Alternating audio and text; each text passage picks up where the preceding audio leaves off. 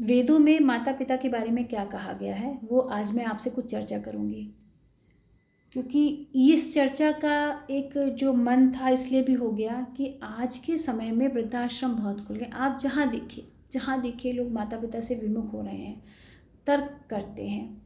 एक समय वो था जब माता पिता की जो बात होती थी वो पत्थर की लकीर होती थी, चाहे वो जितनी कड़वी हो, चाहे वो जितनी कर्कश भाषा में बात करें, लेकिन बच्चे उफ नहीं करते थे। लेकिन आजकल के पढ़े लिखे बच्चे, क्योंकि शिक्षा तो मिली है लेकिन संस्कार, वेदों के संस्कार नहीं मिले।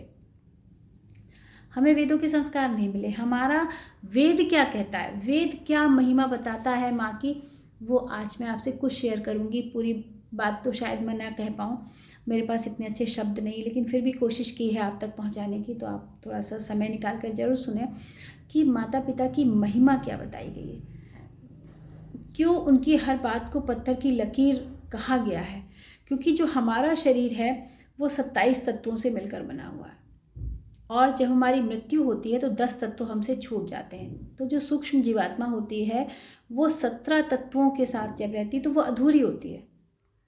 उसे पूर्णता के लिए 27 तत्व चाहिए ही चाहिए। तो वो 17 तत्वों की जो जीवात्मा होती है वो बहुत परेशान होती है अपने पूर्णता को प्राप्त करने के लिए, क्योंकि वो 27 तत्व का जो हमारा शरीर है वो जब 17 में रह जाएगा तो वो अपूर्ण हो जाता है।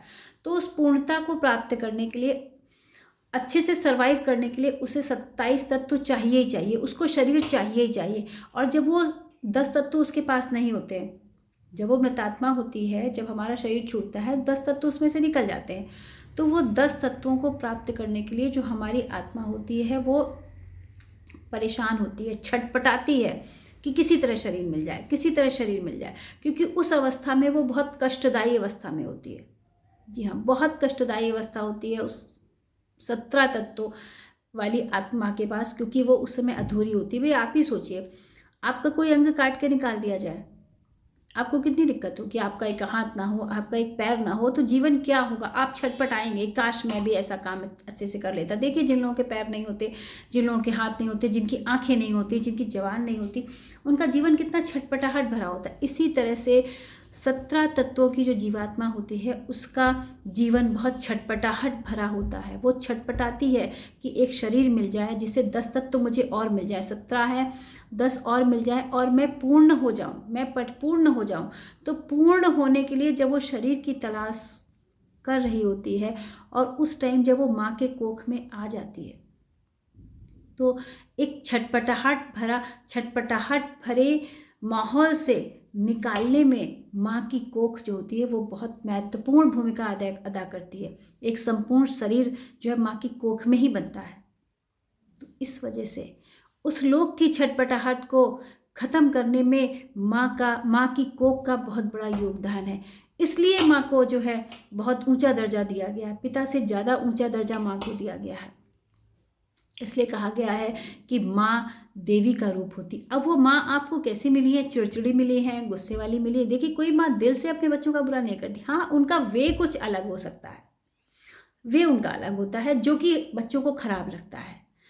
वो तेज़ बोलती हैं, वो हर बात में डांटती हैं, या वो हर बात में नुक्स निकालती हैं, कमियां निकालती हैं। तो वही मैंने कहा, कोई माँ दिल से अपने बच्चों का बुरा कभी नहीं चाह सकती, लेकिन उसका वे, उनका जो वे होता है बात करने का, उनको बच्चों को टैकल करने का, वो कहीं पसंद नापसंद पर डिपेंड करता है, जिसकी वजह से आपस में मिसअंडरस्टैंडिंग शुरू हो जाती है। तो आपकी माँ का जो वे आपको मिला है, प्यारा या चिड़चिड़ा कुछ भी मिला, वो आपके प्रारब्ध हैं। आपके प्रारब्ध के हिसाब से आपको कोख मिली है। तो ये आप पे डिपेंड करता है कि आपकी माँ अगर चिड़चिड़ी है तो आप भी चिड़चिड़े हो गए, क्योंकि किसी न किसी उसी माहौल में आप भी पले। तो आपको अपना आने वाला जीवन अच्छा करना है तो आप अपनी माँ की बात को पत्थर की लकीर मान लीजिए। वो जो भी कह रहे हैं सही कह रहे हैं, आपको अंदर अंदर गलत लग रहा है, आप मत कीजिए वो काम, लेकिन उनको ठेस मत पहुंचाइए। उसको टैकल आप दूसरे तरीके से कीजिए। आपको कैसे करना है ये आपको समझ, अगर आपको अपना प्रारब्ध चेंज करना है, आपको आगे की लाइफ अच्छी करनी है तो, नहीं तो ये चीज़ें जन्म जन्मांतर तक हमारा पीछा नहीं छोड़ती हैं और हम गर्त में गिरते चले जाते हैं। जी हाँ, गर्त में गिरते चले जाते हैं। तो कीजिए अपनी माँ का सम्मान। कोई भी वे, कोई बात आपको उनकी नहीं अच्छी लग रही है तो उसको टैकल करने का तरीका देखिए कि इसको कैसे टैकल किया जाए, कैसे इस चीज़ को हम सही करें। क्योंकि वो तो माँ है, वो अपना जीवन जी चुकी। कहते हैं ना कि बुढ़ापे में आते आते तो इंसान वैसे ही चिड़चिड़ा हो जाता है, लेकिन आप तो भी यंग है ना, आप तो चीज़ों को समझ सकते हैं ना, तो आप उस तरह से चीज़ों को समझ करिए जिससे उनको बुरा ना लगे। वो उनसे तर्क वितर्क मत कीजिए, कुछ मत कीजिए उनसे तर्क वितर्क मत। देखिए एक बहुत बड़ा कारण होता है कि जब माँ, जैसे माँ ने कुछ कहा तो एक बच्चा होता है, हमारे बच्चे होते हैं, एक बच्चा वो तर्क वितर्क करता है, उसके ऊपर हाथ उठ जाता है, गलती की है। एक बच्चा होता है गलती करने के बाद सॉरी बोल देता है और मुस्कुरा देता है, दिल अपने आप पानी पानी हो जाता है, उस बच्चे के साथ चिड़चिड़ नहीं होती है। तो इसी तरह का जो है आप अपना नेचर बनाइए कि माँ के साथ तर्क नहीं करना। जब आप माँ के साथ तर्क नहीं करेंगे तो माँ का गुस्सा ऑटोमेटिक चला जाएगा। थोड़ा सा हंस दीजिए, वहाँ से हट जाइए। एक बहुत बड़ा, एक माहौल को हल्का करने की एक बहुत बड़ी बात होती है कि भाई ठीक है, कोई बात उन्होंने कही आपको बहुत बुरी लगी, क्योंकि आप भी इंसान हैं, ऐसा नहीं, आप भी इंसान हैं, आपको बुरी लगी, लेकिन आप ये सोचिए मेरी माँ है, ये मेरी माँ है, और कुछ मत कीजिए, वहाँ से हट जाइए, उनसे तर्क मत, बस इतने उनसे हाथ जोड़ लीजिए कि भाई आप जो कह रहे हैं सही है, मैं गलत हूँ, और ठीक है, मैं कोशिश करूँगा अपने आप को सुधारने की, और कोशिश कीजिए वो चीज़ें, वो बातें दोबारा ना हो जीवन में।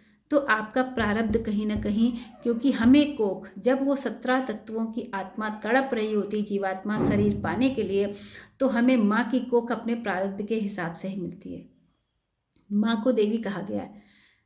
कोई भी माँ, मैंने पहले कहा, अब दिल से अपने बच्चे का बुरा नहीं करती है, नहीं चाहती है, ना करती है, लेकिन वे ऑफ टॉकिंग, उनका जो नेचर होता है, उनके काम करने का, बोलने का जो तरीका होता है, वो कहीं ना कहीं जो है वो आपस में मिसअंडरस्टैंडिंग पैदा करता है। तो आपकी जिम्मेदारी है, वो आपकी माँ है, उन्होंने आपको शरीर दिया, उस लोक की छटपटाहट से बाहर निकालना। ये मैं नहीं कह रही हूँ, ये वेद कह रहे हैं, इसमें मेरा कोई योगदान नहीं, ये वेदों का योगदान है। उस छटपटाहट से आपको निकाला है, आपको एक संपूर्ण शरीर दिया है। इसलिए माँ को बहुत महान बताया गया कि माँ बहुत महान होती, माँ के साथ आप तर्क मत कीजिए। और वाकई माँ के साथ तर्क मत कीजिए, थोड़ा सा अपना वे चेंज कर लीजिए, थोड़ा सा वे चेंज करेंगे तो चीज़ें अपने आप जो है लाइन पे आती चली जाती हैं। तो इन्हीं शब्दों के साथ मैं कहना चाहूँगी कि माँ को रिस्पेक्ट दीजिए, माँ की हर बात मानिए, ना मानिए, लेकिन अगर आपको नहीं पसंद आती तो ना मान, लेकिन तर्क मत कीजिए, माँ को जवाब मत दीजिए, माँ से तर्क मत कीजिए। और फिर देखिए कि आपकी वही चिड़चिड़ी और गुस्से वाली माँ आपके लिए कितनी अच्छी हो जाएंगी। धन्यवाद।